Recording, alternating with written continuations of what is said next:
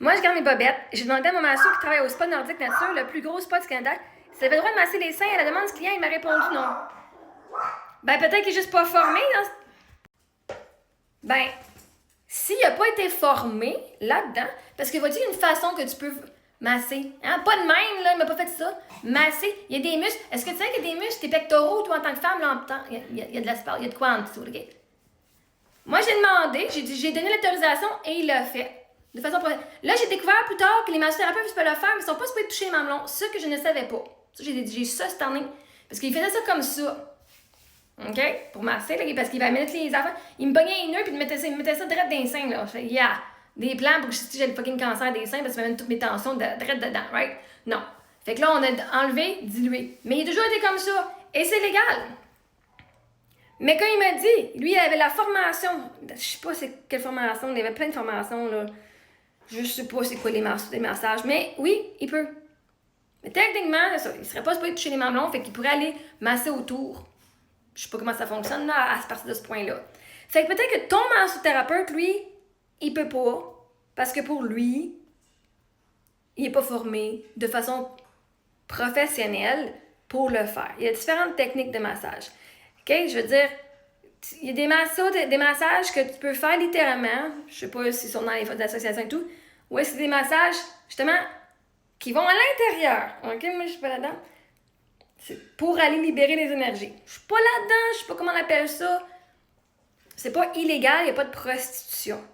Tant qu'il y a consentement, c'est pas sexuel. Puis là, par rapport à ces réseaux-là, à ces associations-là, je peux pas dire. Mais oui, il pouvait. Parce que si tu me dis qu'un massothérapeute ne peut pas masser les seins, ben il l'a fait. Donc, tu fais quoi, 2 ans qu'il fait qu'est-ce qu'il n'est pas supposé de faire? Mais vois-tu, moi j'ai dit, si tu veux, je te donne la permission, fais-le. Il l'a toujours fait de façon professionnelle. Fait que toi, encore une fois, si ton massothérapeute a dit non, c'était sa limite à lui. Donc, un massothérapeute peut traiter la région thoracique, musculature thoracique, tissu mammaire à des fins thérapeutiques, mais cela exige un consentement éclairé, une documentation claire, une formation appropriée et une grande prudence, et tout contact sexuel ou non consenti peut constituer une agression sexuelle au sens du code criminel. Non consenti est l'information ici qu'on recherche. Ce que dit la loi au Canada, toucher une personne à caractère sexuel sans son consentement est un acte criminel, agression sexuelle. Donc, même si l'intention est thérapeutique, si la personne ne donne pas un consentement libre et éclairé, ou si le geste est interprété comme à connotation sexuelle, l'intervenant peut être poursuivi pénalement. Ça, c'est un peu dangereux, par exemple, parce que l'interprétation de quelque chose, ça, c'est l'intervention de la personne. Donc, il faut vraiment que moi, il n'y a aucune interprétation, là, vraiment, consentement libre et éclairé, ça, il ne l'avait pas eu. Ce que disent les références professionnelles, bonne pratique. Les instances professionnelles, mais je peux pas dire que si le geste est interprété, en même temps, ça ne m'appartient pas, c'est la loi, je peux pas rien dire. Pour moi, l'interprétation d'une chose va toujours dépendre de ta perspective sur la situation. Là, ce serait là il y aurait du monde qui pourrait jouer avec les mots pour dire, oh, mais je l'ai interprété comme ça. L'interprétation peut être mal comprise. Mais aussitôt qu'il n'y a pas consentement, libre et éclairé, c'est là, c'est une agression. Ce que disent les références professionnelles, bonne pratique, les instances professionnelles recommandent d'identifier les zones sensibles, poitrine, tissu mammaire, région intercostale, aréole, nipple, et d'obtenir un consentement éclairé, idéalement écrit. OK? Moi, il n'y avait pas... Au Sky Spa, il n'y avait aucun document, aucun rien qui disait j'ai donné permission de travailler mon psoas, aucun document, ils ne prennent pas de notes. Peut-être que le Sky Spa, je pourrais leur suggérer parce que lui, il dit que le massothérapeute dit qu'il n'y avait aucune note. Je veux dire, si je te donne consentement, tu devrais faire signer ton patient, hein? Parce que justement, ils peuvent revenir après et dire être con, oui, mais il m'a donné verbalement le consentement. Ça pourrait être dangereux pour les massothérapeutes, là. Fait que essayerez-vous d'avoir le consentement écrit si vous acceptez les deux de faire ceci, right? Juste pour toi, pour te défendre, puis pour la personne aussi, qu'elle puisse dire, oui, il est écrit, je l'ai donné, OK? Avant toute évaluation au traitement de ces zones. Certaines normes précisent que le contact direct des mamelons aréoles est à haut risque et souvent proscrit, sauf contexte médical très précis, formation spécialisée.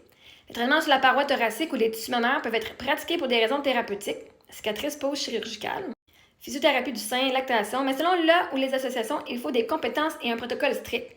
Et moi, quand j'ai demandé, il dit « C'est parfait, j'ai la formation. J'ai pris telle formation. Lumi, je sais pas trop. J'ai le mot Lumi qui me passe dans la tête. Kinésiothérapie, et non, bref. Spécificité au Québec. La massothérapie au Québec est majoritairement encadrée par des associations de profession et non par un ordre professionnel unique pour tous. Ces associations ont des codes déontologiques qui interdisent l'inconduite sexuelle et exigent professionnalisme, consentement et documentation. En pratique, cela signifie que même si la profession n'est pas uniformément ordonnée, les règles de prudence et d'éthique sont les mêmes. Vérifier le consentement, expliquer pourquoi on touche la zone, fournir alternatives et documenter. Que faire si tu veux te faire masser la poitrine? Demande l'objectif thérapeutique. Pourquoi le thérapeute veut travailler cette zone? Ou le client. Cicatrice, douleur, tension intercostale, drainage. Exige un consentement éclairé et écrit pour les zones sensibles qui décrit précisément quelles zones seront traitées et pourquoi. C'est une bonne pratique standard. Avoir des documents là, écrits. Là. Vérifier l'information expérience du praticien sur le travail des tissus mammaires, parois thoraciques. Drape et couvre correctement la zone. Le thérapeute doit travailler en limitant l'exposition au strict nécessaire et préserver ta dignité. Et moi, là, quand il massait les seins, là, j'étais pas genre toute déshabillée, là, à nu, là. Tout était genre jusqu'aux hanches, jusqu'au pubis. Fait que moi, tout ça, c'était drapé. Puis quand elle avait fini, il remettait ça. Il faisait mes bras, mes jambes, c'était toujours couvert. Rappelle-toi que tu peux retirer ton consentement à tout moment. Le traitement doit cesser immédiatement si tu es mal à l'aise. Fait que si tu dis oui, il peut, puis que finalement tu fais tu peux dire non, et là, ça l'arrête. Et là, s'il continue, c'est une agression sexuelle. Si tu as donné consentement, il le fait, c'est correct. Si tu dis non, arrête, et qu'il arrête, c'est correct. Si tu dis non, arrête, puis il continue, agression. Si le toucher est sexualisé, non consenti, ou si tu te sens mal à l'aise, coupe la séance, note ce qui s'est passé et considère porter plainte à la police ou dénoncer l'association professionnelle qui couvre le praticien. Le geste peut relever du criminel. Mais si c'est moi la cliente qui l'avait demandé, le fait que ce soit toi qui l'as demandé ne change pas la qualification si ton consentement n'était pas libre et éclairé. Il y avait une relation de confiance, de vulnérabilité. Le geste avait une connotation sexuelle ou le thérapeute n'a pas respecté les règles professionnelles. Dans ton cas, massothérapie dans un cadre thérapeutique, même si tu l'as demandé, c'est le massothérapeute qui est responsable de savoir dire non quand la demande du client franchit une limite éthique. C'est le massothérapeute qui est responsable de savoir dire non quand la demande du client franchit une limite éthique. Et dans ton cas, massothérapie dans un cadre thérapeutique, même si tu l'as demandé, oui, on l'a dit, c'est le massothérapeute qui est responsable de savoir dire non quand la demande... Okay. Et ça, c'est la déontologie. C'est ça la déontologie. C'est ça être un professionnel, de savoir dire non, peu importe ce qui arrive.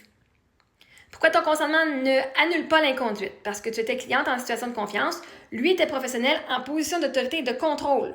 La relation professionnelle crée un rapport de pouvoir. Et dans ce rapport-là, c'est toujours un thérapeute de garantir la sécurité, les limites et l'éthique.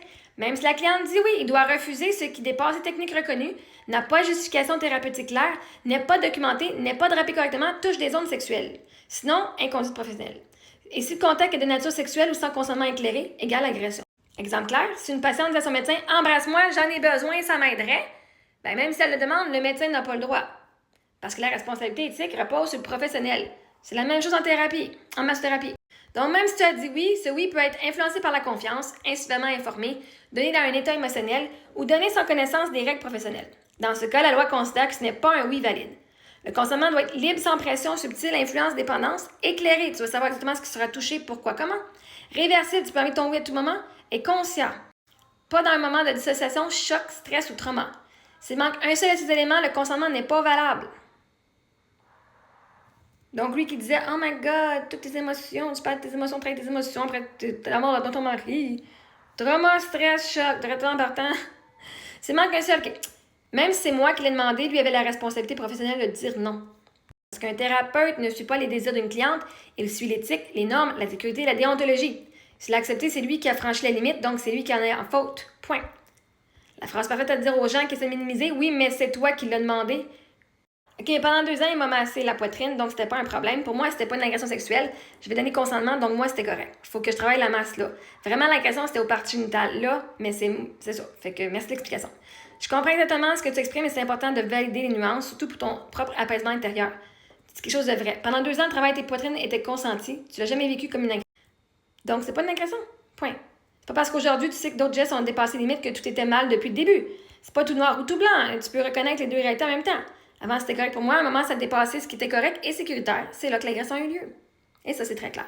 Fait peut-être que ton massothérapeute a peur que lui dépasse les limites s'il venait qu'à le faire. Peut-être que lui a peur que si tu touchais tes seins, il fantasmerait ton sujet. Et là, ça viendrait lui-même dans sa propre éthique. Fait qu'ils ont le droit. Chacun ses limites.